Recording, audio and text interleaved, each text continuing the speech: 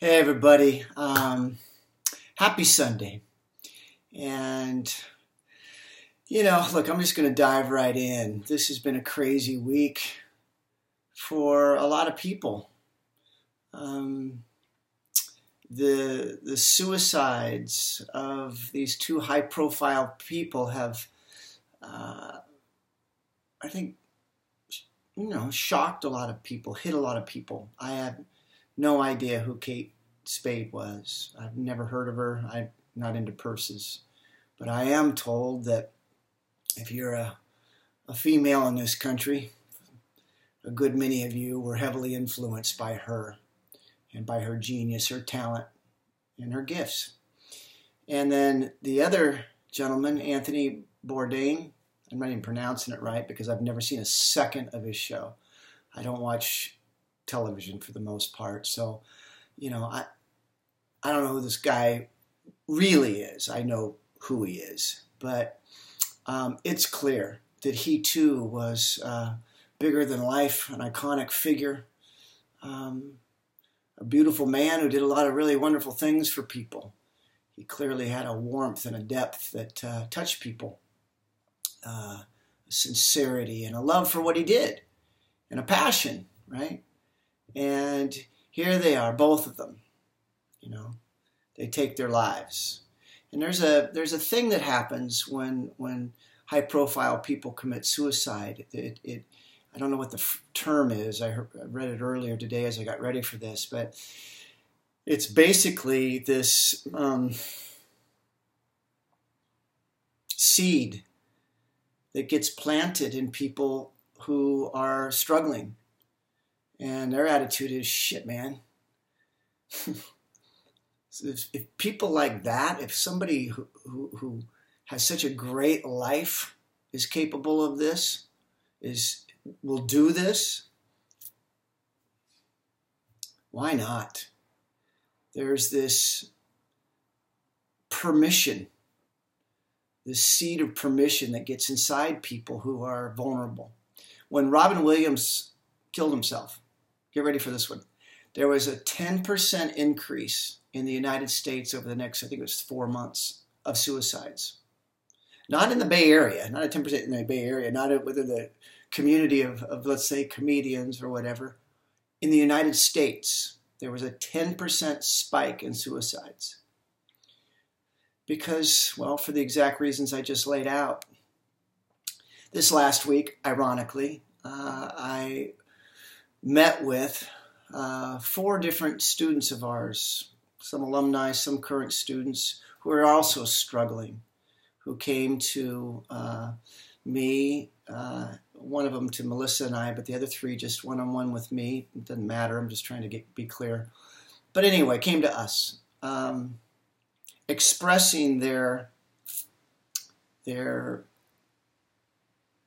pain and their struggles. One in particular is a graduate, and I love this man very much. I remember when he first came to us, he struggled with anxiety and depression, and the training helped him a great deal. His time in Hawaii helped a great deal. But after many years in LA and going after it, some cracks have formed in his foundation. And he talks about what it's like to be so sensitive, and how hard it is to be sensitive with all the pains in the world, the pains and struggles in his world, in his immediate world, and then, of course, all his pains and struggles going on inside of him. And it's not to glorify actors, or any artists, but there's no doubt that we lead life with our hearts. We lead life with our emotions. We Sandy once said, if a dog goes and tears up a string bean garden, that's one thing to a string bean gardener. That's quite another thing to an actor.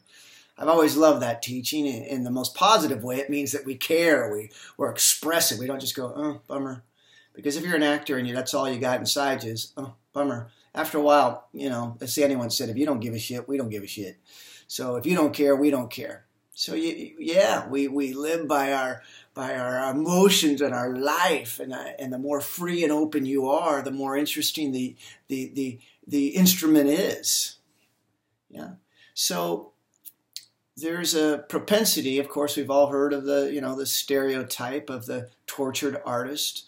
And for those of you that follow me on a weekly basis, on Valentine's Day of this year, my dear friend, Howard Meehan, took his life. Our beautiful member of our artistic family. The pain got too much. And there's a beautiful quote that came up. Melissa shared it with me. I don't know where she heard it, but I love it. Which is, suicide, it takes away your pain but then gives it to the rest of us left behind. And boy, is that true. I know as I've dealt with Howard's passing, how much it hurts and how it still hurts. And how I am sad and angry and a bit guilty that I wish I could have done more, known more. But the point I'm trying to make is that whether you're part of this artistic family because you're an actor, we have a lot of people who subscribe just because they're getting something out of it. They don't so much want to be actors, but maybe they have some dream of something and this somehow inspires them. But regardless of why you follow my newsletters and support this, I'm talking to every single one of you right now.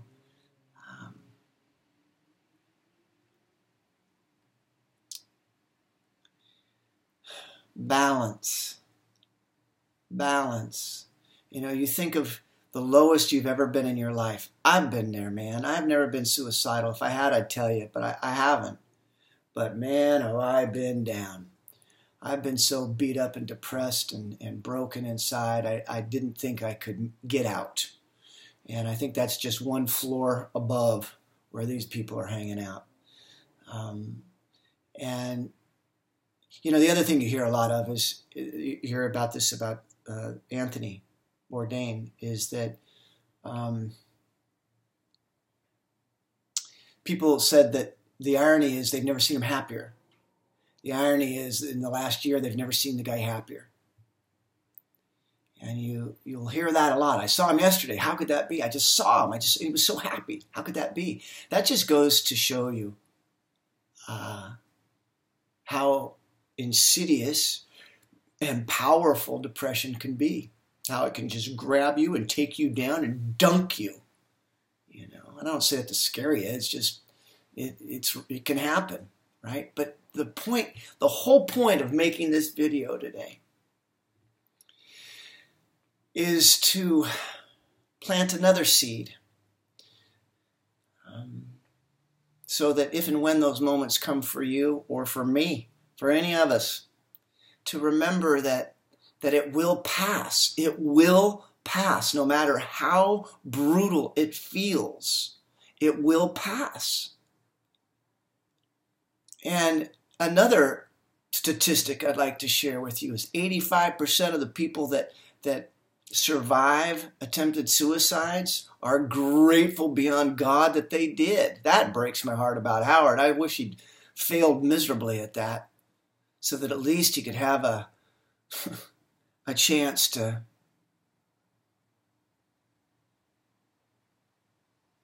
choose differently. So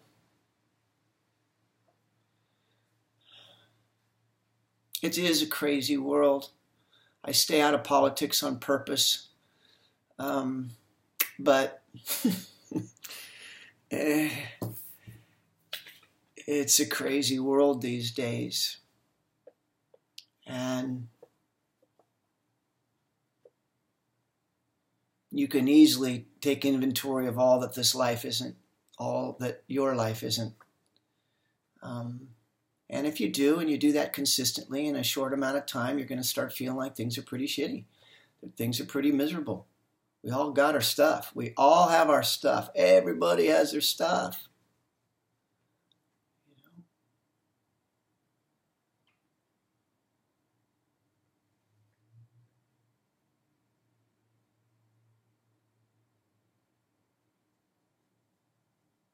And I believe with all my heart that it's part of when you dream big, when you lay it out there, when you go after what many people think is impossible in this profession, that's for sure, being an actor, making a living, it's heroic. It's heroic to pull it off. And along the way, man, let me tell you, 30 years into it, I've got some battle scars, man. I do. I've taken some punches. I have had my heart broken. I have been beat up. I have been ravaged. I have crawled through glass. I have been in a very dark place. I have. And I'm humbled. I'm humbled to know that it could happen again. And vigilant. And so I do everything I can on a daily basis to balance myself out. To do things daily, consistently, to balance that pendulum, that spectrum out. Because again, if you just sit there and take inventory of what it's not, what our life isn't, or just focus on. And again, believe me, I know how depression can be. I know how it can just like engulf you.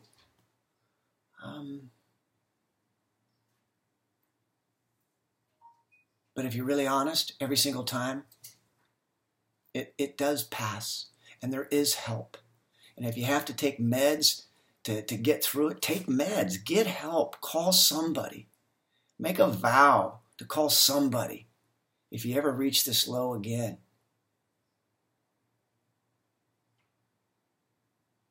It was once described to me that what happens for a lot of people like that have this energy, this stress, this almost panic attack, stress pain. It's this fight or flight mechanism that gets activated. It's like a floodgate. And with normal, balanced individuals, the floodgate, once the threat subsides, the floodgate, the gate shuts, right? But when we're out of balance, it never shuts. And so it just keeps pumping. It just keeps pushing out adrenaline, panic, stress, trouble, alert. And believe me, I've lived this. And what meds can do is they just help shut the gate. And over time, you can wean yourself off. Take one every other day, or wean it down to a half a tablet. Because I hear from all the time from people going, I feel drugged. I don't want to be on that. I don't want to have that. And I get it. So you're a wonderful candidate to be on it. You're highly motivated to get off of it. So, again, I didn't know these two people. I didn't know their talents or their gifts at all.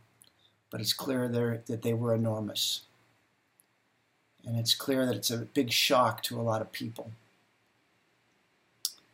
And again, I get it, having experienced my situation with Howard. So all I want to say this week is to say that I understand, and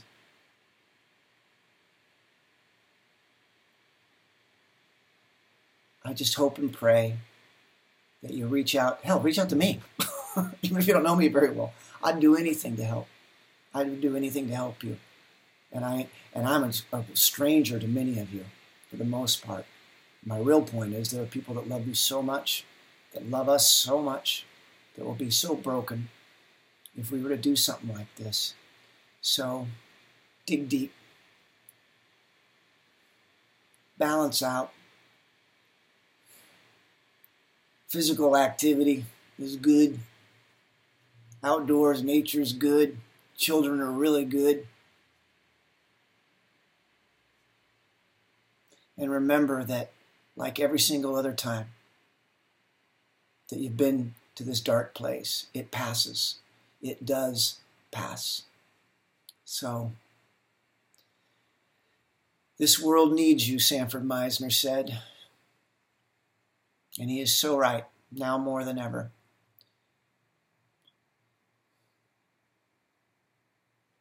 So, with that, I'll see you next week, okay? Cool.